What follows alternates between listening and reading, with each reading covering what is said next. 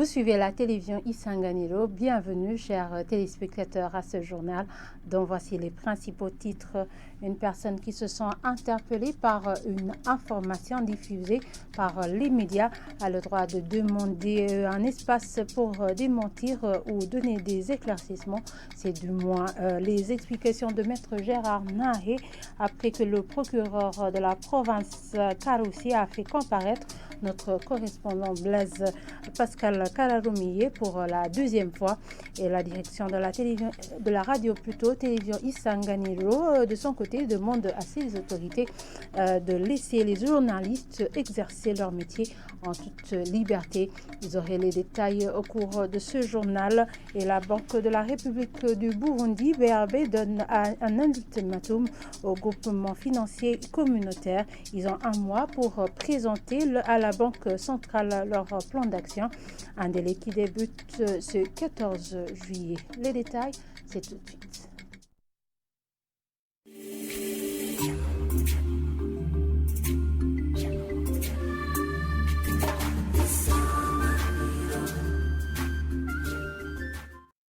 Encore une fois, bienvenue, chers téléspectateurs. Les autorités administratives n'ont pas la latitude d'exiger aux journalistes de leur montrer l'information traitée avant sa diffusion, explique le directeur AI de la radio-télévision Isanganiro au moment où le procureur de la province Karoussi a fait comparaître Blaise Pascal Kararoumié, le journaliste de la radio-télévision Isanganiro. Alain Désiré Boukeineza demande aux autorités de laisser les journalistes exercer leur métier et dans la liberté, surtout qu'ils travaillent pour l'intérêt de la nation. Suivez-le.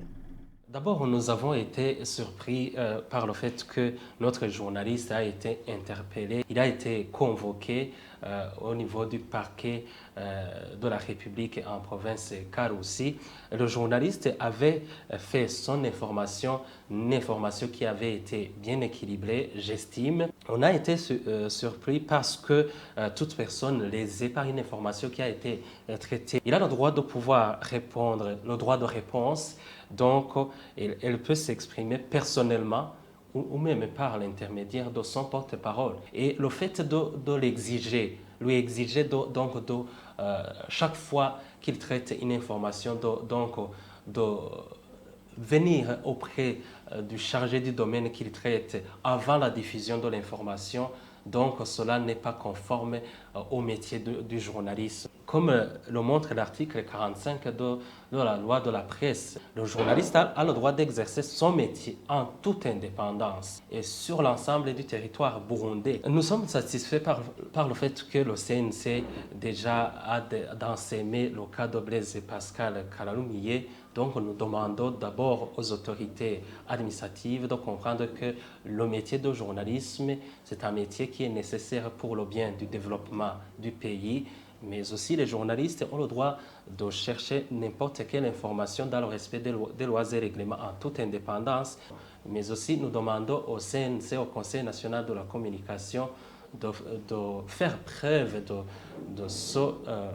cet organe qui est garant de l'indépendance de la presse, de la liberté de la presse au Burundi. Et toujours à ce propos, Maître Gérard Nahé, spécialiste des droits de la presse, trouve que dans cette situation, saisir la justice n'est pas la première chose à faire. Selon lui, une personne qui se sent interpellée par une information diffusée par les médias a le droit de demander un espace pour démentir ou donner des éclaircissements. Suivez-le. Il y a une procédure prévue par la loi ou des procédures prévues par la loi. Et la première chose à faire pour une autorité ou n'importe quelle personne qui s'estime lésée par une information diffusée par un média, la première chose à faire, c'est d'appeler le journaliste en question et demander de rectifier l'information qu'il a donnée. Si le journaliste travaille sérieusement, il va rectifier.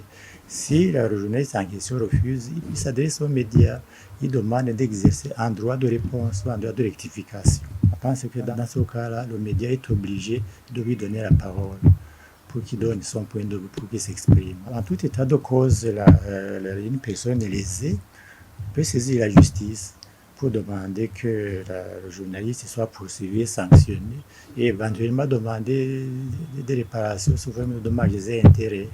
Mais je pense que ça ne devrait pas être la procédure la plus courante. Si on veut travailler dans un climat serein, surtout quand on travaille côte à côte tous les jours, non, mais justement, si le journaliste doit montrer le produit de ces investigations à une autorité quelconque, ce n'est plus du journalisme, c'est de la censure. Cela aboutit en fait à quoi? C'est que dans un endroit déterminé, on ne diffuse que l'information qui plaît à terre. Voilà, l'objectif du métier de journaliste, ce n'est pas de plaire, c'est d'investiguer, de donner des informations utiles qui les plaisent ou qui ne déplaisent pas. Parce que les informations ne doivent pas nécessairement plaire. Mais le journaliste a une obligation. C'est dans son investigation de contacter toutes les personnes qui estiment nécessaire pour lever une information. Il doit les contacter, leur demander leur point de vue. Surtout si ça concerne leur travail. C'est une obligation. S'il a fait cela, je pense qu'il a fait son devoir. Il restera traité d'une manière indépendante de son travail. Page économie maintenant, les groupements financiers communautaires ont un mois pour présenter à la Banque centrale leur plan d'action, un délai qui débute ce 14 juillet. Dans un communiqué sorti ce jeudi par Prosper Ngendanganya, directeur de la supervision et de la stabilité et l'inclusion financière à la BRB, ces groupements n'ont pas le droit de donner un crédit à un particulier. Suivez-le. Les groupements financiers communautaires sont fondés pour faire de petites cotisations et se prêter de petits crédits sur base de la capacité financière des membres et selon l'approche convenue entre eux. À ce jour, 46 groupements financiers communautaires se sont fait enregistrer à la BRB et 15 sont en cours d'enregistrement. Toutefois, il a été remarqué que la population en général et les groupements financiers communautaires en particulier confondent les activités de ces GFC de celles des autres catégories d'institutions de microfinance. Au regard du risque derrière l'intermédiation financière informelle pratiquée par certains groupements financiers communautaires et conformément aux échanges réalisés avec les représentants des GFC, la Banque centrale voudrait porter à la connaissance du public en général et des GFC en particulier ce qui suit. L'ouverture des agences et des guichets, l'ouverture des comptes, la collecte des dépôts du public, la domiciliation des salaires et l'octroi des crédits au public ne sont pas autorisés au GFC. Seule la collecte des cotisations des membres pour s'octroyer mutuellement des crédits est autorisée. Pour les GFC dont le niveau d'activité est avancé, ils sont instruits de prendre toutes les dispositions nécessaires pour muter vers une autre catégorie de microfinance de leur choix. Tous les GFC doivent transmettre en un mois à compter du 14 juillet 2022, un document récapitulant les actions à mener allant dans le sens de corriger les erreurs déjà commises et respecter scrupuleusement la réglementation en vigueur, accompagné d'un calendrier de leur mise en œuvre. Tous les GFC doivent transmettre, pour chaque exercice, un rapport financier suivant le format de reporting qui sera communiqué incessamment par la BRB. Une mise en garde aux GFC qui ne respectent pas la réglementation en vigueur est formulée. Les groupements autres que ceux reconnus par la BRB, qui travaillent dans les formels, sous la casquette de groupements financiers communautaires, sont recommandés de se faire enregistrer auprès de la Banque centrale sans délai. À cet effet, une main forte est formellement sollicitée de la part du ministère en charge de l'administration locale et autres services habilités pour amener l'ordre dans ce domaine. La population est encouragée à se regrouper en vue de s'entraider financièrement dans le strict respect de la réglementation en vigueur au Burundi. Pour ce qui est de l'épargne et les demandes de crédit, la population est invitée à ne faire recours qu'aux institutions agréées par la BRB à cet effet. Ceux qui passeront outre ces recommandations s'exposent aux sanctions prévues par les lois et règlements en vigueur au Burundi. Le pont reliant le quartier Muyaga et Gihosha rural est en état de délabrement. Les usagers de ce pont qui se sont entretenus avec la télévision Isanganiro se plaignent que ce pont se détruise du jour au jour et demandent aux autorités de réhabiliter ce pont d'urgence pour leur sécurité routière. Le point avec Nicole Nininard. Lorsque nous sommes arrivés sur ce pont reliant le quartier Muyaga et la zone Gihosha rurale, le constat était amer. Cela fait plus de 3 mois que ce pont presque impraticable s'est affaissé, une situation plus qu'urgente, comme l'indique ce motard. C'est un grand problème pour nous les motards, car c'est la seule route qui nous reste. Si rien ne change, nous et les piétons, personne ne pourra plus y passer.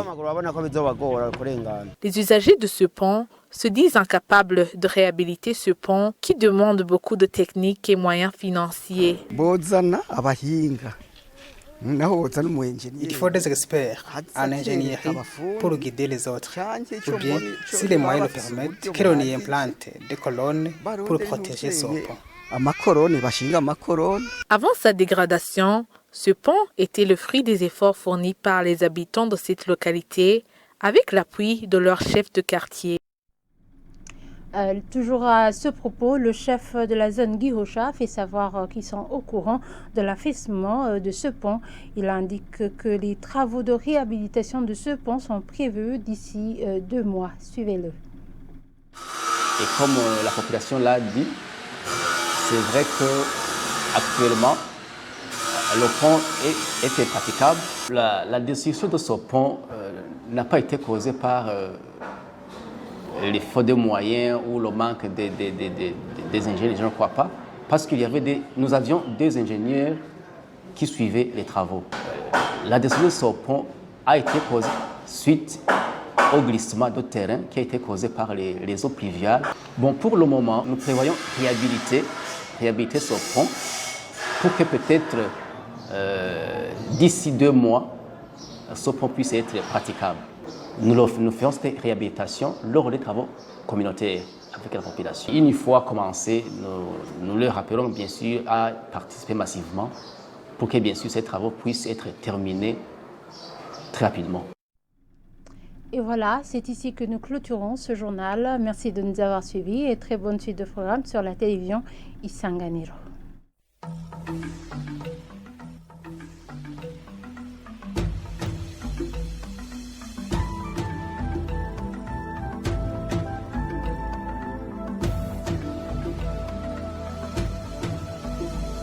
Isa